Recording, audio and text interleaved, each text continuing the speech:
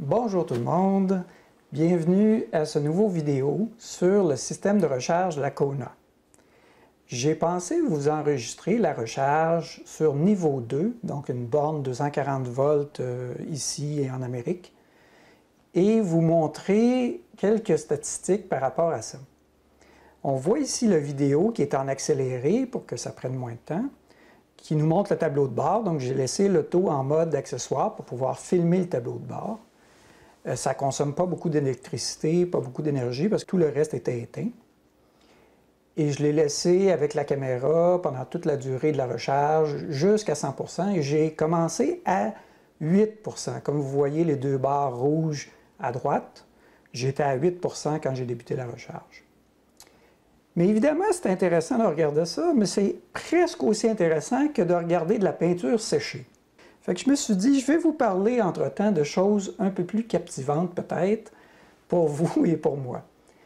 Pour nos amis français, le voltage en France est différent. Vous êtes plutôt sur le 230 volts, donc il va y avoir des petites différences, mais vous allez voir, les informations sur le véhicule sont les mêmes. Ils s'appliquent aussi à vous, donc ça va être intéressant pour vous aussi.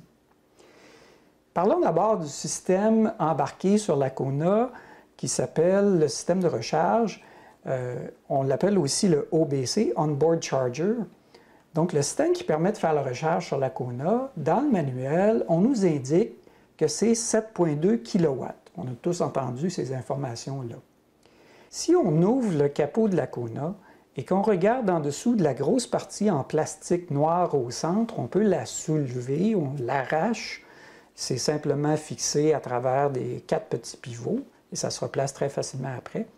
On va voir cette étiquette-là qui est sur justement le chargeur embarqué. Et sur l'étiquette, ce qu'on peut voir à gauche, c'est le voltage que peut accepter le chargeur embarqué, qui est une plage assez large.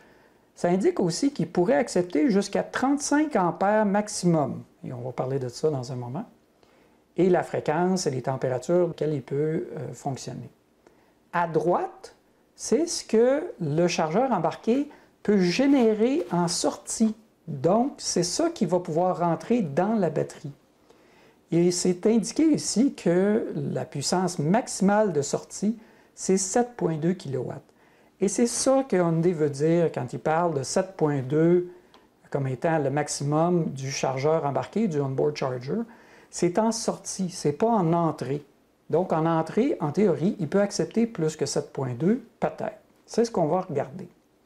J'ai regardé, moi, sur ma borne. Ma borne, à moi, indique sur son affichage combien de kilowatts elle est en train de livrer au véhicule et quel ampérage. Et ce qu'on voit ici, c'est typique de ce que moi je vois lorsque je recharge. C'est-à-dire environ, ça varie un peu, 7,6 à 7,7 kW que ma borne dit, et entre 31 et 32 ampères. Je ne l'ai jamais vu dépasser 32 ampères, même si cette borne-là spécifique peut livrer jusqu'à 40 ampères. Elle est configurée pour pouvoir livrer jusqu'à 40. D'ailleurs, lorsqu'elle est simplement en attente, elle m'affiche sur l'affichage qu'elle est prête à livrer jusqu'à 9,6 kW. Donc, la borne n'est pas le facteur limitant ici. Elle est capable de livrer beaucoup plus au véhicule. Combien on réussit à avoir dans le véhicule? Bien, si vous regardez en bas, à droite, dans la recharge, vous allez voir assez rapidement que mon véhicule indique qu'il est capable de recevoir 7,5 à 7,6 kW. Ça va varier un peu, mais ça va se stabiliser à un moment donné autour de 7,6. Et moi, j'ai mesuré dans le véhicule à travers le port OBD2 qui permet de lire les capteurs de l'auto. J'ai utilisé ça pour capturer des informations. Et à travers les capteurs, on peut voir un capteur qui nous donne exactement ce qui est affiché dans le tableau de bord, donc le pourcentage de charge de la batterie, tel qu'affiché au tableau de bord. Et ça nous donne aussi le pourcentage de la batterie tel que perçu par le système de gestion de la batterie.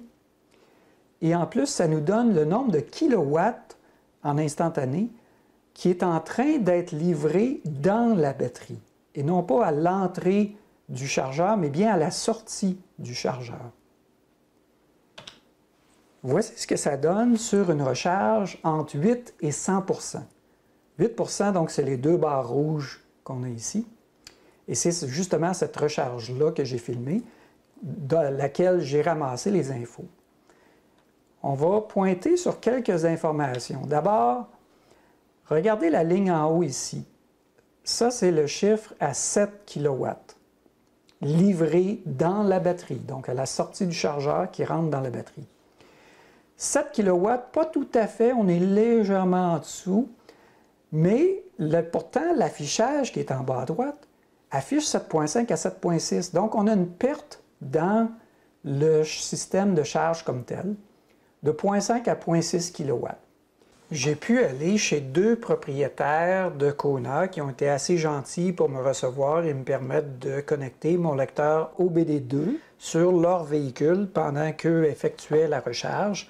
Et eux utilisaient une borne différente, qui est une borne qui s'appelle EV Duty, qui est très populaire ici au Québec. Alors, je remercie Steve Larocque et Vincent Mezzetti qui m'ont permis de faire ça. Dans leur véhicule, je voyais à peu près les mêmes chiffres. Chez Steve, sa borne indiquait qu'elle livrait 7 kW. À l'intérieur de l'auto, je voyais 7 kW affichés. Et chez Vincent, sa borne indiquait 7, mais j'ai vu à l'affichage 7.1, donc il y avait une petite variation. Dans les deux cas, le nombre de kilowatts livrés dans la batterie était 6.5. La deuxième chose sur laquelle je veux attirer votre attention, c'est la durée totale de recharge. Ça a pris 8h42 dans mon cas, donc à 7 kW de puissance rechargée. Il m'a fallu à peu près 8h15 pour la recharger de 8 jusqu'à 100 %. Au début, on voit qu'on n'est pas tout à fait à 7 kW, mais très rapidement, on arrive là. Ici, je dois indiquer que ma batterie n'était pas si froide que ça. Elle était à peu près à 5,5 degrés. Encore là, mesuré avec le OBD2, je peux voir la température moyenne à l'intérieur de la batterie. Et la batterie donnait 5,5 degrés. Et elle conserve assez bien sa chaleur, puisque c'est un système qui est assez fermé et isolé. Donc, il m'a fallu seulement 27 minutes pour arriver, passer de à peu près 6. Ça, c'est des unités de 0.2, donc 6.3, tout de suite au début du branchement, puis arriver à mon maximum, qui était à peu près 7, en moins de 30 minutes. Et après ça, ça s'est maintenu, comme vous le voyez, tout le long, et on va parler de ce qui arrive à la fin. À la fin, vous voyez les 30 dernières minutes, c'est là que la puissance prise par l'auto s'est mise à diminuer de façon importante. Et on voit ici à 8h11:40 de temps de recharge, donc on est à peu près 30 minutes avant la fin qui est à 8h42. J'étais à 94 % sur l'affichage, vous allez le voir tout à l'heure. Et c'est tombé déjà à 5.9, donc de 7 dans mon cas à peu près 6. À peine 3 minutes plus tard, on était déjà rendu à 5 seulement kilowatts. Un petit peu plus tard encore à 4, ensuite à 3, puis on est tombé à presque 2. Et là, on était rendu à 96 % de recharge. Et regardez ici ce qu'on voit. À 94, donc juste ici, là, ça se met à charger lentement et ça prend beaucoup de temps avant que ça monte un petit peu. Et ici, juste là, on est à 96. Et tout à coup, donc en dedans de 3 minutes, on a eu ce petit escalier-là rapide entre 96 % et 100 %. Maintenant, voici une recharge de 3 % à 100 %. Donc j'étais encore plus vide. À 3 %, il nous reste seulement une barre rouge sur l'affichage à droite. Alors, qu'est-ce qui s'est passé ici? Ça m'a pris 9h17, donc mettons à peu près 9h15, pour recharger de 3 % à 100 % à ma puissance à moi, qui est de 7 kW. Et on voit encore que ça a été très rapide pour passer du début. J'étais déjà à plus de 6, 6.4 environ, et très rapidement, je suis monté à 7. À 9h17 et 57, le temps total exact de la recharge, donc disons 9h15 environ. Et déjà la même situation à 8h48, et si vous regardez la différence entre les deux, c'est pas mal 30 minutes encore une fois. ça s'est mis à descendre drastiquement sur la recharge. Donc, la dernière demi-heure, ça ne recharge pas vite si on veut aller jusqu'à 100 %. Quand on ne va pas jusqu'à 100 %, mettons qu'on va seulement jusqu'à 80 %, la charge va être maintenue au maximum jusqu'à 80 %. Il n'y a pas de baisse de charge ni à 80. À 90, je ne l'ai pas vérifié, mais selon ce qu'on voit ici, selon la courbe ici de recharge, je pense qu'à 90, ça va être pareil. Ça va être recharge maximum jusqu'au bout, jusqu'à 90. Et lorsque l'auto atteint le pré-réglage que vous avez mis, soit 80, 90, 100, etc., elle arrête de charger immédiatement. On regarde maintenant ce qui se passe en nombre de kilowattheures ajoutés dans la batterie. Donc, avec le lecteur OBD2, je suis capable de voir combien de kilowattheures ont été mis au total dans le véhicule. C'est une statistique qui est donnée par le véhicule, qui dit depuis le début de sa vie du véhicule, de la batterie, il y a eu combien au total de kilowattheures de rechargés dedans. Ça inclut toutes vos recharges. Mais évidemment, comme j'ai le chiffre du début, j'ai le chiffre de chacune des secondes ou des minutes que mon lecteur OBD2 a enregistré, je suis capable de faire la différence et de voir on a eu combien de kilowattheures ajoutés dans la batterie selon la durée de temps ici qui est en bas. Donc, la même recharge de 3 à 100 % et qui a pris, comme on disait, à peu près 9h15. Et ce que je peux calculer, c'est qu'entre 8 % et 80 % de votre affichage. Donc, si vous dites, moi, je charge toujours à 80. Si jamais je décharge, je ne veux pas aller plus bas que les 2 lignes rouges. De toute façon, l'auto nous avertit. Dès qu'on atteint 8 %, il y a l'affichage qui nous dit « Ah, la batterie est faible, vous êtes à 8 %, veuillez penser à recharger, etc. » Donc, si vous vous maintenez dans cette plage-là, combien de kilowattheures vous avez disponible? C'est 47,6 pour être exact. Si on veut faire simple, disons 48 kWh. Ça peut vous aider à quoi? Bien, si vous calculez, ah, je suis en hiver, l'hiver, je consomme 20 kWh au 100, bien, tout de suite, vous pourriez faire la division et vous dire, bien, j'ai 48 kWh divisé par 20, ça va me donner combien de kilomètres de disponible. Le GOM va vous donner aussi la meilleure approximation qu'il peut à ce sujet. Donc, le GOM est toujours une bonne indication. Il est relativement fiable, pas mal fiable en fait, sur la Kona, beaucoup plus fiable que certains autres véhicules électriques. Mais si vous êtes un passionné des chiffres et vous voulez savoir exactement, c'est ce que vous devriez avoir. Sur mes 2 recharges ou 3 recharges que j'ai fait, ça a toujours été la même chose.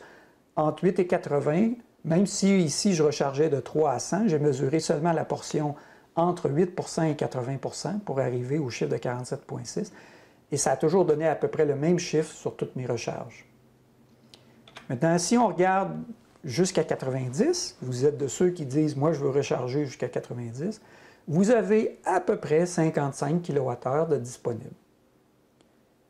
Et si vous allez jusqu'à 100, vous avez à peu près 60 kWh de disponible. Donc, 60 kW entre le 100 % et le moment où vous allez atteindre le 8 % où l'avertissement de l'auto va se faire entendre. Maintenant, j'attire votre attention sur ce graphique-là sur une autre chose. Vous voyez à droite les chiffres qui indiquent le nombre de kilowattheures qui ont été rechargés dans la batterie pendant ma recharge de 3 à 100 %. Et regardez ici à la fin, ça, ce sont des dénivellations de 2. Donc, on a 60, 62 et on est proche de 64. En fait, selon les capteurs embarqués, on est à 63,76 kWh qu'on a rechargé, que j'ai rechargé pendant cette recharge-là. Et là, je me suis dit, bien, attendez une minute, là. On nous dit que l'auto a 64 kWh de capacité de batterie. J'étais à 3 %. Ça ne se peut pas que j'aie rechargé à 64 kWh, que j'aie ajouté 64 kWh dans ma batterie. Elle n'était pas à 0. Eh bien, oui, ça se peut. Pourquoi? Vous allez le voir ici, ça c'est l'écran, les captures d'écran avant que je parte ma recharge. Il me restait 10 km d'affiché. J'étais à 3 %, donc une seule barre rouge ici. Et ma consommation moyenne que je venais juste de faire sur un trajet de 87 km, c'était 16,3 kWh au 100. Okay?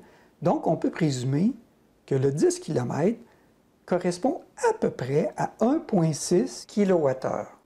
Si j'avais continué à cette moyenne-là, ça m'aurait permis de faire 10 km. Ça veut dire quoi? C'est que si j'ai 63,76 à partir de 3 et qu'il me restait à peu près 1,6 dans ma batterie kilowatt, ça ferait 65,4 kWh.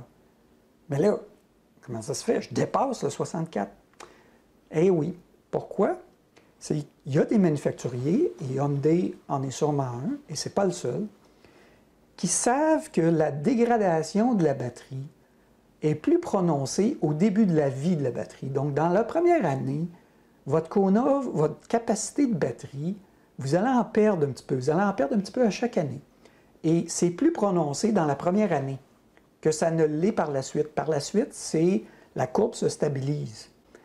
Et donc, ce qu'on suppose, c'est que Hyundai a mis un petit peu de réserve. Il nous dit 64, mais il était conservateur parce qu'en fait, il nous offre un peu plus, probablement autour de 65 ou 65,4 comme j'ai calculé ici. Il peut y avoir des erreurs d'arrondi, etc. Vous allez voir tout à l'heure. Donc, il y a un peu plus. Et si on déchargeait effectivement la batterie jusqu'à 0 et qu'on calculait le kilométrage par rapport à la moyenne de kilowattheures par 100, on s'apercevrait en faisant le calcul que ça donne plus que 64. Et après peut-être une année, on va refaire le même calcul, puis là on va s'apercevoir que, là il me reste juste à peu près 64 de disponible. Puis l'année d'après, peut-être que ça va être encore un petit peu moins que 64. Là, la courbe de dégradation de la batterie va être beaucoup plus faible. Et ça, je vais mettre un lien sur une vidéo de Björn Nylund, qui est très connu, qui explique cette chose-là dans ses calculs. Lui aussi l'a constaté sur d'autres véhicules de la même façon.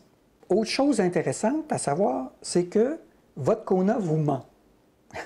Pourquoi? C'est ce qu'elle affiche comme batterie restante quand vous êtes dans l'auto et que vous allez voir dans l'écran multimédia et vous regardez combien de pourcentage de batterie il vous reste. Bien, ce n'est pas vraiment ce qu'il y a dans la batterie. Il en reste plus que ça dans la batterie. Pourquoi? C'est que Hyundai se met une marge qui permet de protéger la batterie. Quand on la charge à 100 %, c'est pas très bon pour les systèmes de batterie d'être chargé au maximum. Et Hyundai s'est mis une réserve en haut de la batterie pour dire, bien, même si l'utilisateur pense qu'il charge à 100 %, on ne le fera pas charger jusqu'à 100 % afin d'économiser la batterie, de prolonger sa durée. Donc, dans le lecteur ODB2, je suis capable de voir que quand l'affichage est à 80 %, en fait, le système interne nous dit que la batterie est seulement chargée à 75,5 %. Et quand il est à 90, elle est seulement chargée à 87 %. Quand on est à 20, regardez la différence maintenant. À 20 %, lorsque ça affiche, on est en fait à 19,5 %. On est très proche là, de parité entre les deux, entre le système interne de la batterie, le vrai chiffre, et ce que la Kona affiche. Puis quand on tombe à 6 % et moins, on est exactement au même chiffre. Et c'est pour ça qu'il n'y a pas de réserve dans la batterie. Quand on arrive à 0, l'auto s'éteint, il ne reste rien dans la batterie. Par contre, quand on va charger à 100 %, on ne sera pas à 100 % de la capacité totale de la batterie. La batterie a plus. Et dans mes recharges à moi, ce que j'ai vu, c'est quand je recharge jusqu'à 100 %, ça m'a donné deux chiffres différents. Et là, vous allez me dire, oui, mais attends, comment ça se fait qu'il y a deux chiffres différents? Je vous parlais tout à l'heure de cette portion lorsqu'on arrive tout près du 100 % et que là, il y a de l'équilibrage de batterie qui se fait. Ça semble influencer les chiffres. Parce que dans une recharge, j'ai chargé de 3 à 100 et j'ai eu 94 comme étant le chiffre final dans la batterie selon le BMS. Et dans l'autre, j'ai eu 95,5. On va présumer que ça veut dire que c'est autour de 95 %. Donc, il y a un 5 % qu'on ne peut jamais utiliser. Il est là juste pour protéger la vie de la batterie. Donc, ce n'est pas 64 kW qu'elle a, la batterie. Elle a plus que ça. Elle a au moins 5 % de plus que ça. Et probablement même un petit peu plus, puisque Hyundai déjà a été probablement un peu conservateur sur le chiffre qu'il a publié de 64 pour, comme je vous disais tout à l'heure, prévenir le fait que les utilisateurs ne veulent pas, après une année seulement, se dire « Comment ça, j'ai plus 64 kW? Mais là, on sait qu'on va pouvoir probablement, dans un an, se dire « Ah, j'ai encore 64 kW » parce qu'en fait, on en avait plus que 64 au départ. Alors, c'est ça que je voulais vous expliquer dans la vidéo aujourd'hui. J'espère que ça vous a plu. Et ça fait beaucoup de chiffres. Les chiffres importants pour vous, je pense, ceux intéressants à retenir, sont ceux où j'ai parlé de combien de kilowattheures on a jusqu'à 80, jusqu'à 90, jusqu'à 100 à partir de 8 % parce que c'est là-dedans qu'on va jouer. Et si vous ne voulez pas vous casser la tête avec tout ça, vous regardez votre gomme, votre guessometer, ça affiche le nombre de kilomètres qui vous reste et il est assez précis pour pouvoir se fier là-dessus la majorité du temps. J'espère que la vidéo vous a plu. Merci d'avoir écouté.